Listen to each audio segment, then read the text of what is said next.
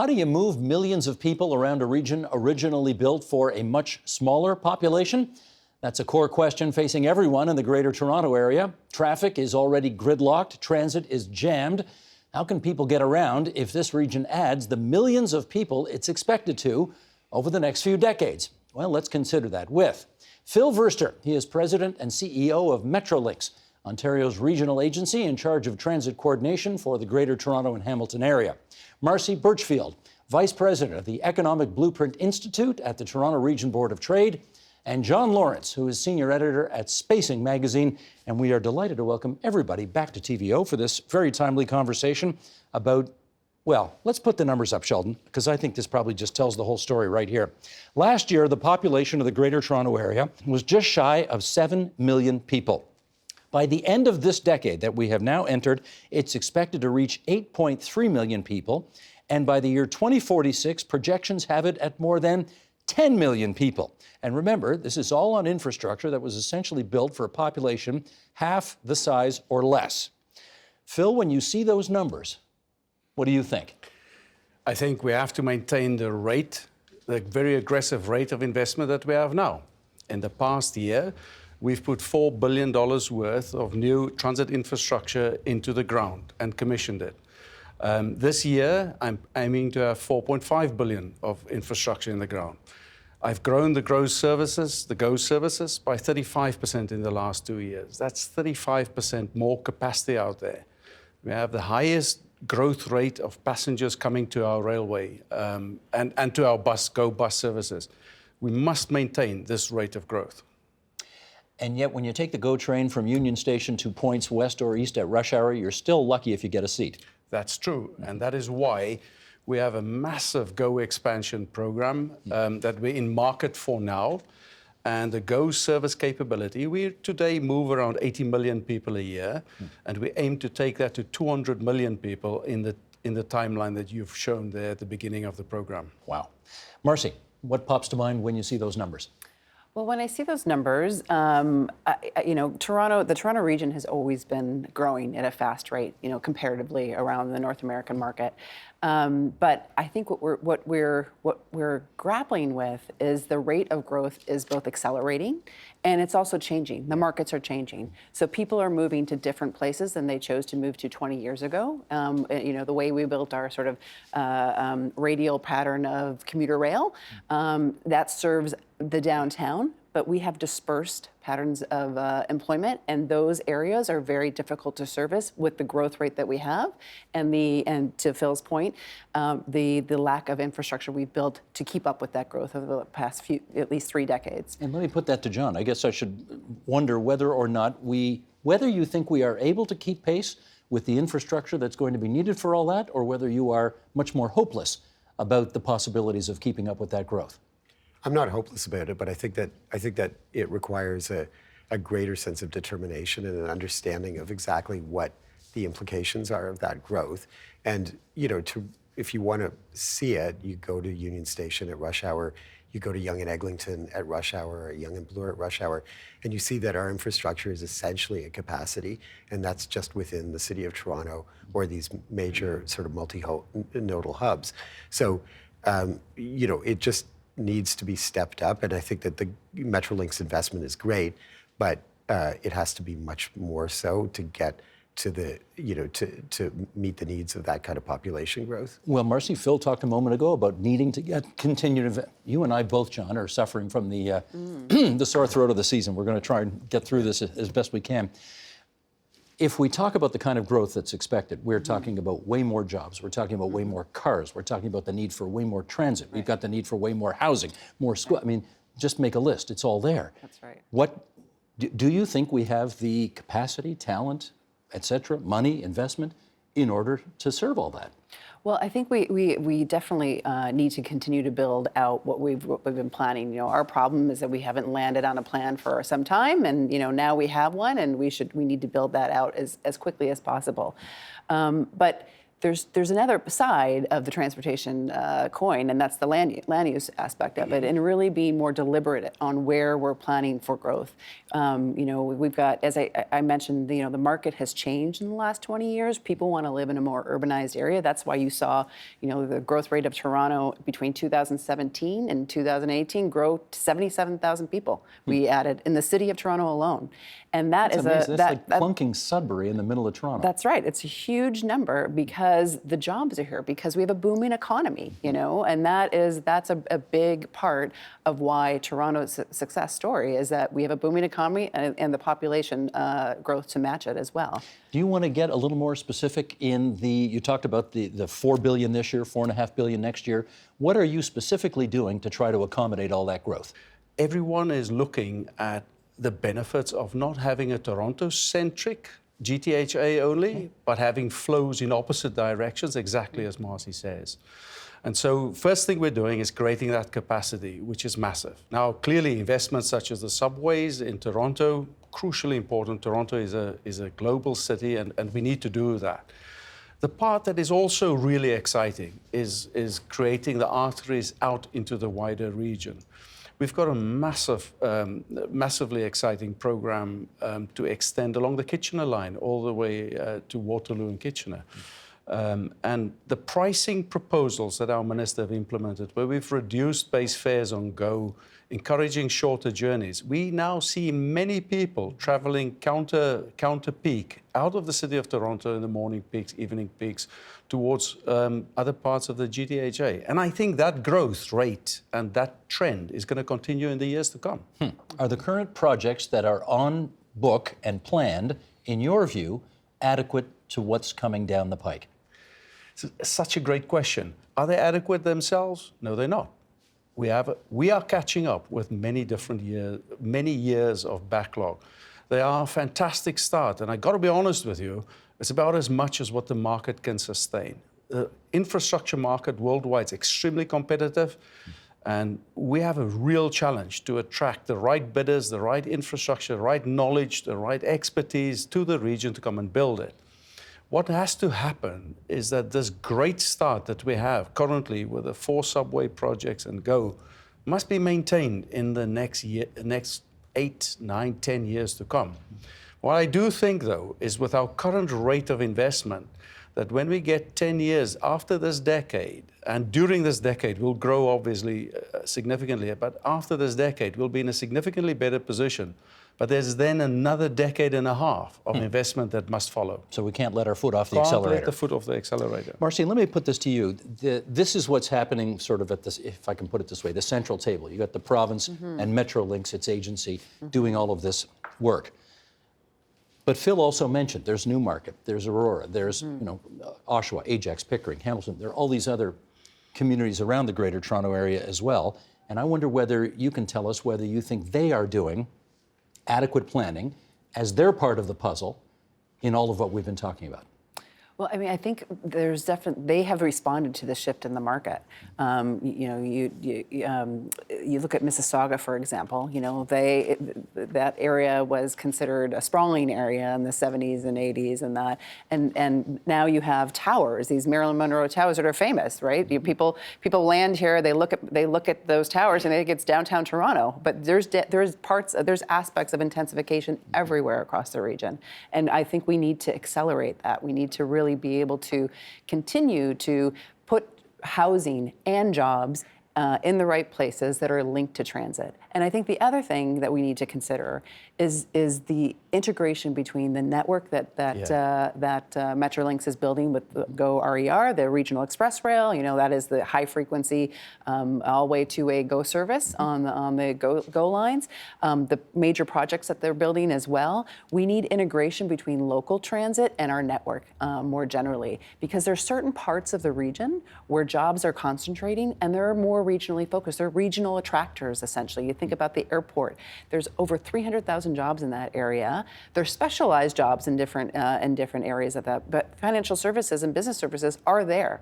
they concentrate. That's a sector that concentrates, and you can actually serve them with some transit. But it has to really be our network, our more regional network, integrated well with a local network. Gotcha. And Steve, you know, we have this transit-oriented development drive. And what that basically translates into is something very simple, is that every node on the transit network, every station, that's the nodes, is a place for community development.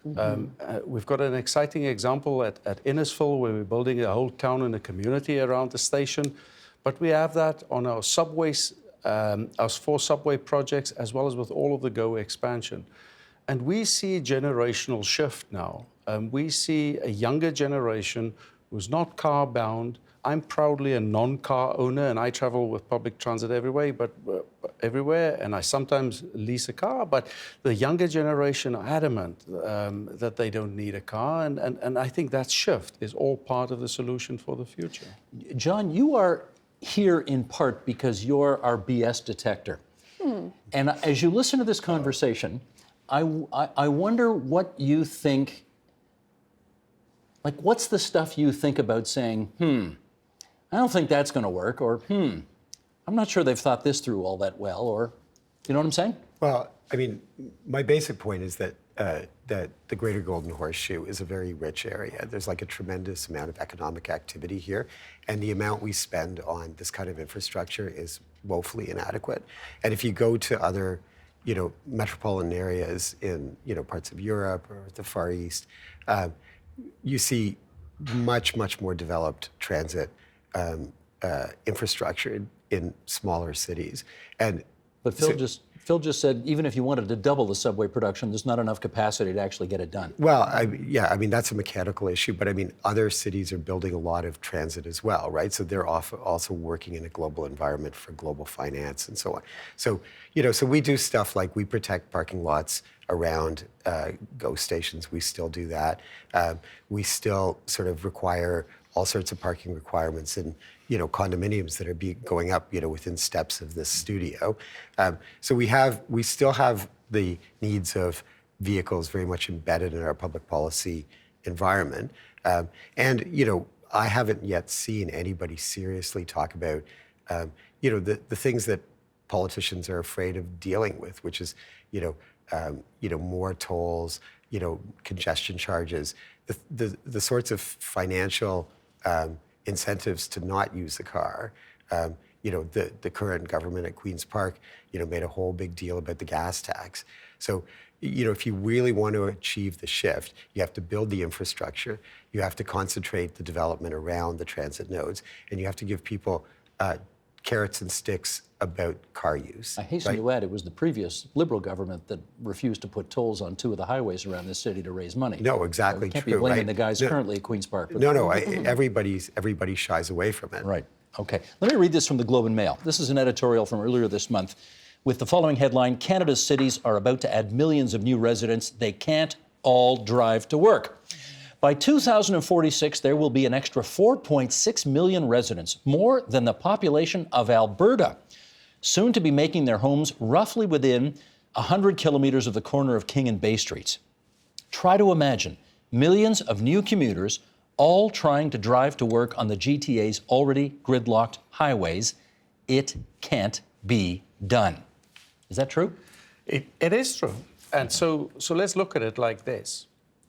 Currently, about 9% of people in the GTHA live within walking distance from a frequent rapid transit network points, like a station or a bus stop or the like.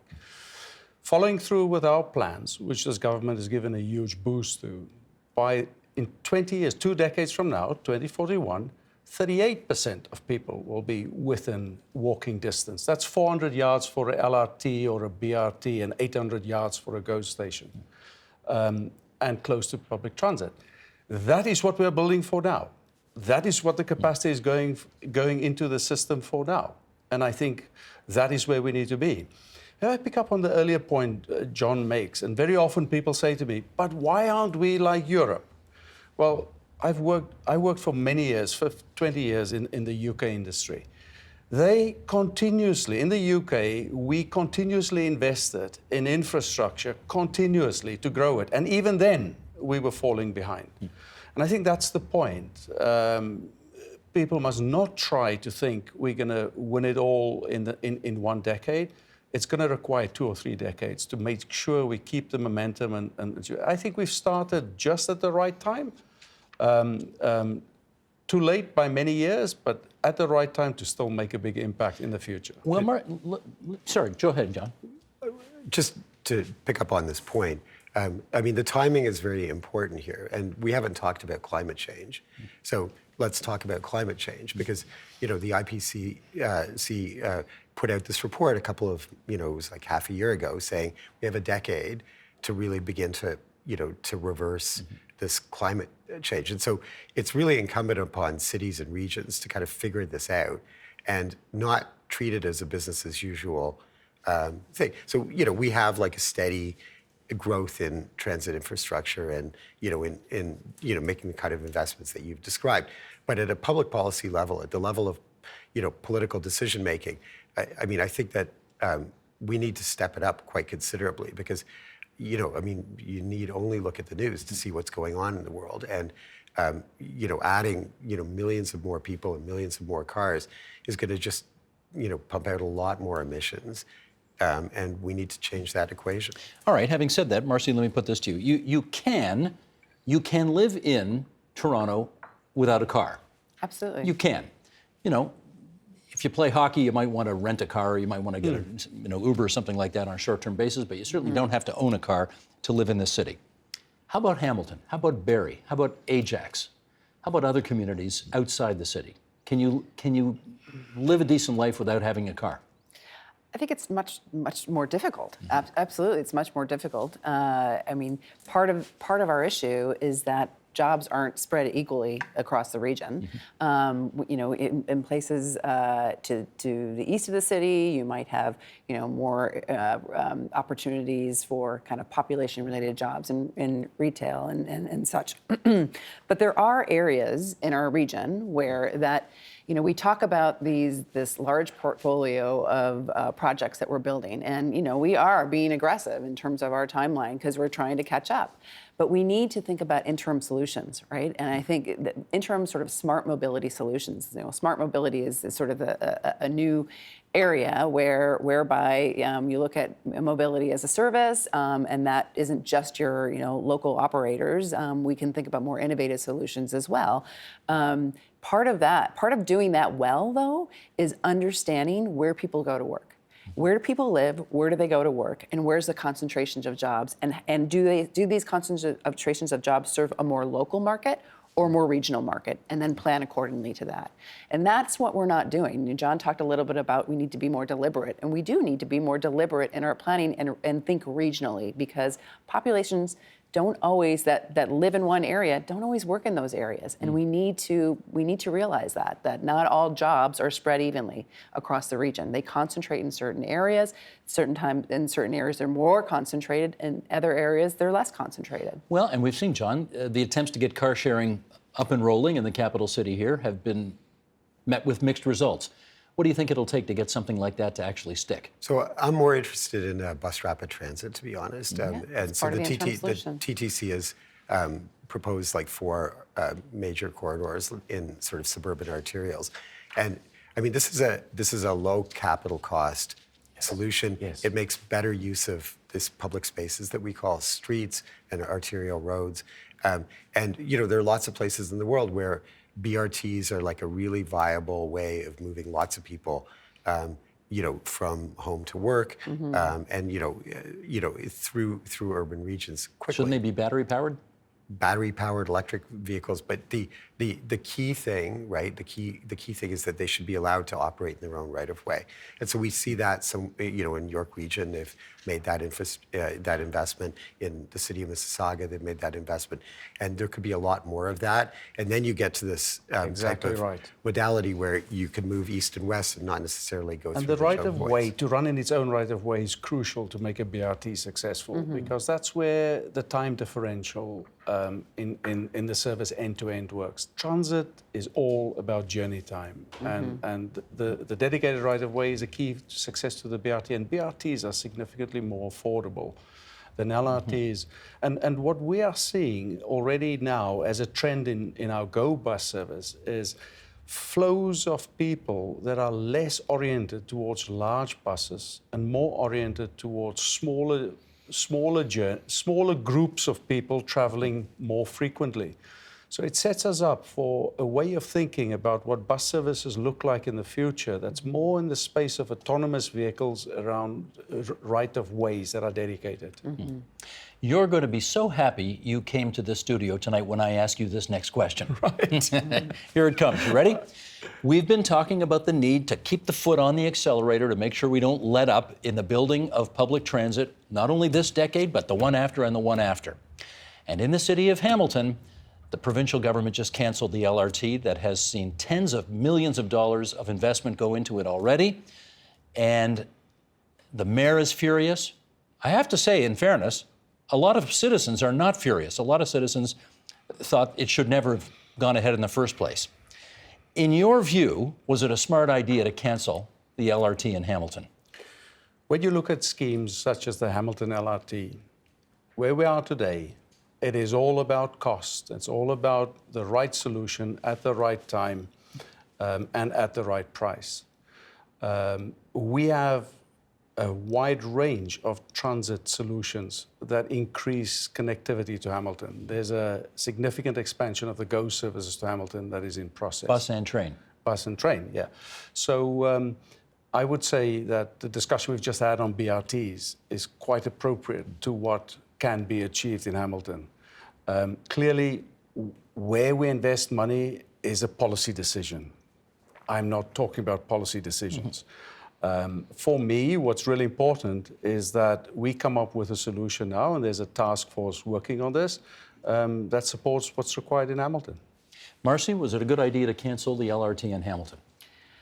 Well, I think if we can think about this back and forth between plans that we had and plans that we have in place and plans that we're changing, and what that does is it really just levels the trust the public has in government when they switch between plans constantly. And I think whether understandably, costs are a thing that governments need to deal with and to consider as they accept projects or not. But we also need to consider the role that particular transit project plays in the larger regional economy. What's at the end of that LRT line? A very important regional knowledge center, which is McMaster University, and then you also have the Hamilton Health Sciences Center. In the work that I'm doing in the Economic Blueprint, they factor huge in our knowledge economy in the region. Yep. And so what we're doing when I talked about the connection between our regional network and our local network, that would have brought that more access regionally using connecting GO to that service. And so whether it's an LRT or a BRT, Phil, we need to keep our eye on the ball, and that we need to connect these regional centers to other parts of the region if we're going to continue to grow our knowledge economy here. I guess just a quick bit of background here, John. It was the previous Liberal government that decided to give the go-ahead on the LRT. They said they would pay for it, the construction of it. Of course, operation and maintenance are the responsibility of the municipality. It's the current government, the Conservative government, that canceled the LRT. The official story we got was that it was going to be too expensive. I don't even think we have to give the numbers here. Suffice to say, they thought that the cost of building the thing was going through the roof, and not only that fewer consortia were prepared to bid on doing the job because they just didn't have the confidence that the cost could be kept under control. That's the official story. Does that make sense to you? Well, so just a couple of points. We had LRT construction in Ottawa and in Kitchener-Waterloo, and in both cases, the local municipalities and the regional municipalities had skin in the game, right? So they put up their own taxpayers' money to fund those projects, and Hamilton did not do that. So that was a decision that was made around the cabinet table. I'm not privy to those discussions. I think it was an unfortunate decision because it makes it easier for the provincial government to withdraw. Second point is that I understand that there are current fiscal pressures, but we have this false kind of notion that by canceling transit projects now that we will save money. But in fact, what it means is that we will pay a lot more money in the future when we end up building them anyway. And so I would argue that they shouldn't have been canceled. I would go back to Hamilton and say, put up some money if you really want it, upzone around the corridor, get that money back, because it will be needed, because Hamilton has become a bedroom community for Toronto, for Torontonians who can't afford to live here. It's got this regional economic role, so it should be integrated much more completely than it is. To be fair to Hamilton, they have upzoned. Like Hamilton, Jason Thorne at the city of Hamilton has done a lot, as has the economic development community there, in terms of making it a place where builders want to build homes. And upzoning is part of that. So, and I think the extension of the GO services that we're working on towards Niagara and via Hamilton has been significant. The services we've just run to Niagara over the last year has had a huge impact on ridership and house prices and economic activity. Transit truly is a connector, and I think we need to continue to work at finding solutions for Hamilton. Does it send the wrong signal, though, to have canceled this project? And I'm not blaming you. You didn't make the decision. The province did. Does it send the wrong signal to the impression you're trying to convey, which is we need to build, build, build, and not take our foot off the accelerator by canceling this project so many years and so many millions of dollars into it? I think we must always be so cognizant, so careful about the signals any decision around transit send.